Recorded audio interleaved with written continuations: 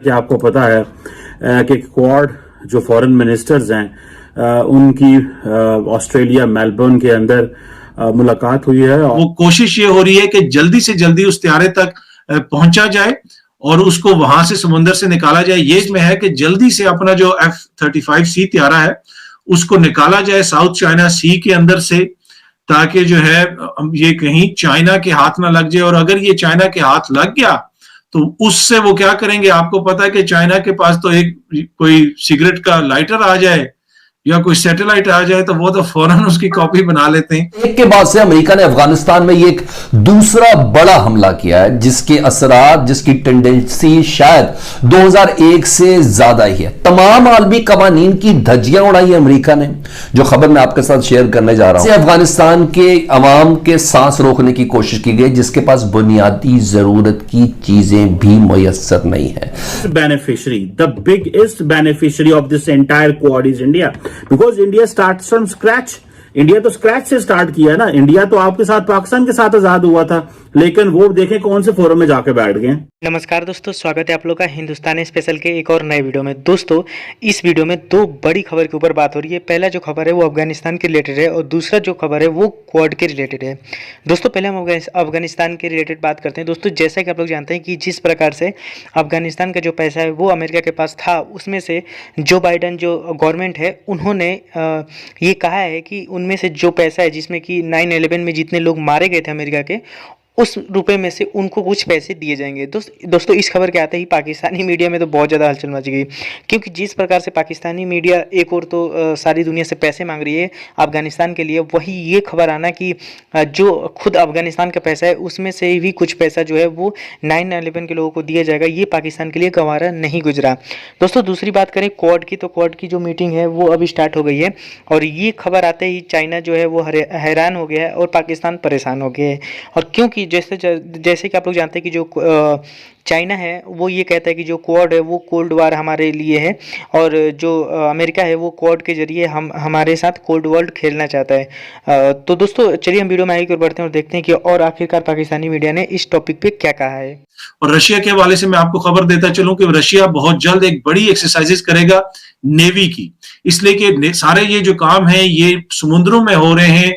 America चाहे वो Russia के करीब समंदर हो, चाहे चाइना के करीब कोई समंदर हो, वहां पे आके ये एक्सरसाइजेस करते हैं और फिर उस हवाले से जो वहां की हुकूमतें हैं, चाहे वो रशिया की हुकूमत हो या चाइना की हुकूमत हो, उनको तहफुजात हैं और वो ये कहते हैं कि आप इल्जाम हमारे ऊपर लगा रहे हैं, रशिया के ऊपर कह रहे हैं कि जी वो आज जंग करना शुरू कर दिया, उसने अपने 1 लाख फौजी जो है वो अपने बॉर्डर पे लाके खड़े कर दिए, पर उसने अपने बॉर्डर में खड़े किए, आप तो हमारे बॉर्डर्स पे आके इस किस्म की एक्सरसाइजेस कर रहे हैं और फिर उसके जवाब में अब हमें भी ये एक्सरसाइजेस करनी पड़ती है और हमें आपको ये वाज़ेह पैगाम देना पड़ता है। लेकिन इसके साथ साथ अगर आप चाइनीज मीडिया का, जिस तरह मैंने आपको पहले भी बताया, पीपल्स लिबरेशन आर्मी के हवाले से आपको बताया कि उन्होंने खबर दी, लेकिन एक बड़ी इंटरेस्टिंग खबर एक और भी है। वो खबर ये है, अगर आपको ये सामने खबर नजर आ रही हो, ये खबर है अमेरिका के F-35 त्यारे के हवाले से। जी हाँ जी, अमेरिका का एक F-35 जो त्यारा है वो त्यारा वहां पे आ गया, जिसे आप कह सकते हैं समुद्र के अंदर वो क्रैश हो गया। मेरी कोशिश होगी कि मैं वो खबर आपको दोबारा दिखाऊं ताकि वो खबर आपको नजर आ सके कि वो असल में खबर है क्या।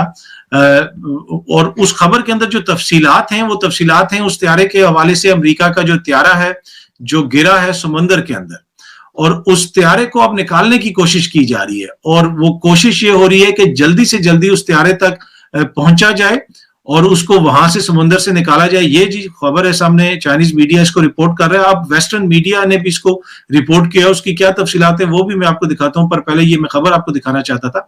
अब ये जो अमेरिका का त्यारा चाइना के करीब समुद्र में गिर के तबाह हो गया है, गिर गया है और समुद्र की, जिसे आप कह सकते हैं गहराई में इस वक्त ये त्यारा पड़ा हुआ है। लेकिन इस वक्त सबसे बड़ा मसला अमेरिका को ये पड़ा हुआ है कि ये त्यारा किसी तरीके से चाइनीज के हाथ ना लग जाए। और उनकी कोशिश है कि जल्दी से जल्दी इसको निकाला जाए। ये सामने आप खबर भी देख सकते हैं। अफगानिस्तान में ये एक दूसरा बड़ा हमला किया है जिसके असरात, जिसकी टेंडेंसी शायद 2001 से ज्यादा ही है। तमाम आलमी कवानीन की धज्जियां उड़ाई अमेरिका ने।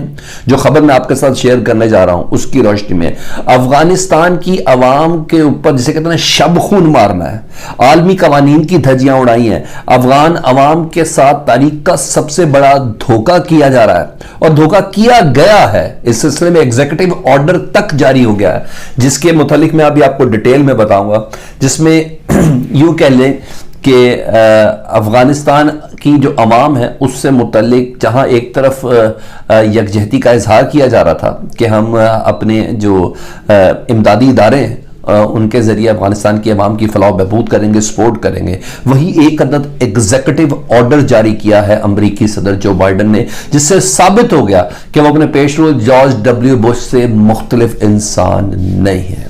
ऐसे अफगानिस्तान के अवाम के सांस रोकने की कोशिश की गई जिसके पास बुनियादी जरूरत की चीजें भी मुयस्सर नहीं है, जिससे मुतल्लिक WHO वर्ल्ड हेल्थ ऑर्गेनाइजेशन और यूनाइटेड नेशंस के इदारे ये कहते हैं कि 100 में से 91% अफराद खत्ते गुर्बत से नीचे जिंदगी बसर कर रहे हैं अफगानिस्तान में। उस वक्त अमेरिका ने यह हमला किया।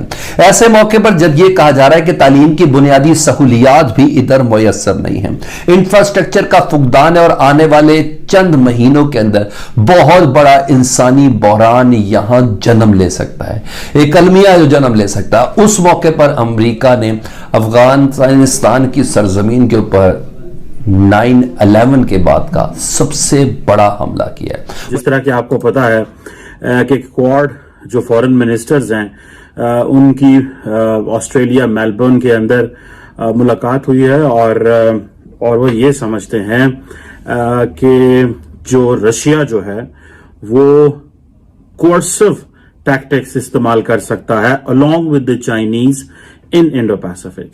So this is what the central crux is. अच्छा, अब यहां पे क्वेश्चन ये खड़ा होता है कि क्या पाकिस्तान, ये जो 4 ममालिक हैं जिसमें ऑस्ट्रेलिया है, जापान है, अमेरिका है, इंडिया है, ये 4 ममालिक जो कि इंडिया अमेरिका के साथ मिलके और अमेरिका के बेसिकली एक इनिशिएटिव के ऊपर, ऑल्दो कि इसको जापानीज इंडियन सबका मिलके एक कंबाइन है, ये जो एक असर्टिव एक्शन लेना चाहते हैं चाइना के ऊपर, where does Pakistan stand on this? और मुझे ऐसे लगता है कि हम हमेशा जो है ना, we are always on the wrong side of the history. जो चारों वज़राए आजम और सदूर हैं इन चारों ममालिक के, they are also going to get to see each other very soon. और आई थिंक जापान में वो मिलने जा रहे हैं। अब ये है कि एक तरफ ये मैरीटाइम सपोर्ट एंड कोऑपरेशन की बात कर रहे हैं, इंडो पैसिफिक के अंदर मैरीटाइम डोमेन में एक दूसरे को सपोर्ट करेंगे, इंडो पैसिफिक में कैपेसिटी बिल्डिंग करेंगे या अपने फ्रीडम ऑफ नेविगेशन के ऊपर। मैंने कई दफा पहले कहा है दोस्तों कि much of the world history will be written in Indo Pacific, Indo Pacific में लिखी जाएगी and we will be absent from that. और जो बैड हिस्ट्री, जो गंदी हिस्ट्री लिखी गई, जिसमें आप, वो गंदी हिस्ट्री में क्यों कहता हूं, एक वक्त था जब सोवियत यूनियन को काउंटर करना था तो हम मुजाहिदीन बना रहे थे, फिर एक वक्त आया कि अमेरिका ने कहा इन मुजाहिदीन को मारना है तो फिर हमने अमेरिका का साथ दिया, तो ये गंदी हिस्ट्री थी। आप पिछले 20 साल में जितना लिटरेचर पाकिस्तान पे लिखा गया, आप देखें कि कितना एक जो लिटरेचर पाकिस्तान पे लिखा गया। हमारे इस्लामाबाद में जितनी भी बुक शॉप पे हम जाया करते थे तो वहां किताबें देखते थे कि भाई इस किताब में क्या आया है, कौन सी किताब आई है, कौन सी किताब आई है। अब मैं क्या नाम लूं, उसमें जो वेस्टर्न ऑथर जो हमारे ऊपर लिखते थे, वो एक इस तरह का माहौल बना फिर, और अमेरिकन ने और वेस्टर्न पार्ट्स ने जो पाकिस्तान तो अपना इंटरेस्ट वॉच कर रहा था ना, उन्हें तो ये नहीं था कि अमेरिका का इंटरेस्ट वॉच करने तो अफगानिस्तान में नहीं बैठा था, लेकिन वो जो एक लिटरेचर लिखा गया, उस लिटरेचर को फिर सप्लीमेंट किया इंडियंस ने, अफगानियों ने, और वो फिर हमारी जो है उन्होंने सही एक बनाया और हमारे बारे में एक तासुर बिल्ड किया, एक इंप्रेशन बिल्ड किया। और आज जब एक अच्छी हिस्ट्री लिखनी जा रही है, जब एक प्रोडक्टिव, कंस्ट्रक्टिव और एक मुस्बत हिस्ट्री लिखी जाएगी कि देखिए जनाब, हम तो फ्रीडम ऑफ नेविगेशन की बात कर रहे हैं, हम तो जो है वो मैरीटाइम सिक्योरिटी की बात कर रहे हैं, और चाइना की कोर्स ऑफ इकोनॉमिक पॉलिसीज की बात कर रहे हैं, हम तो वर्ल्ड ट्रेड ऑर्गेनाइजेशन सिस्टम में तब्दीलियों की बात कर रहे हैं, और जो उन ममालिक जो कि ग्लोबल एक इकोनॉमिक रेजिस्टेंस स्टैब्लिश करना चाहते हैं उनकी बात कर रहे हैं। और दूसरा ये है कि किस तरह चाइना का ब्लॉकेड करना है या किस तरह चाइना को टफ टाइम देना है। और दूसरा ये है कि एक तरफ जब इंडिया जो है वो मेन स्ट्रीम हो रहा है, मैं तो समझता हूं ऑस्ट्रेलिया, अमेरिका और जापान के अंदर, इन तीनों में से the biggest beneficiary of this entire quad is India, because India starts from scratch. India तो स्क्रैच से स्टार्ट किया ना। इंडिया तो आपके साथ पाकिस्तान के साथ आजाद हुआ था, लेकिन वो देखें कौन से फोरम में जाके बैठ गए, वो इंडो पैसिफिक के या क्वाड के इन फोरम में बैठ गए हैं। यानी जो इस वक्त अदालतों के चक्कर लगा रहे हैं कि हमें कंपनसेशन दी जाए 9/11 के उस अटैक के अंदर जो हमारा नुकसान हुआ था, हमारे घर वाले दुनिया से गए थे, या हमारी जायदादों को, हमारी दुकानों को नुकसान हुआ था, उनको अफगानिस्तान के 3.5 अरब कंपनसेशन के तौर पर देने का जो बाइडेन साहब ने फैसला नहीं किया, फैसला कर दिया, हुक्मनामा जारी कर दिया।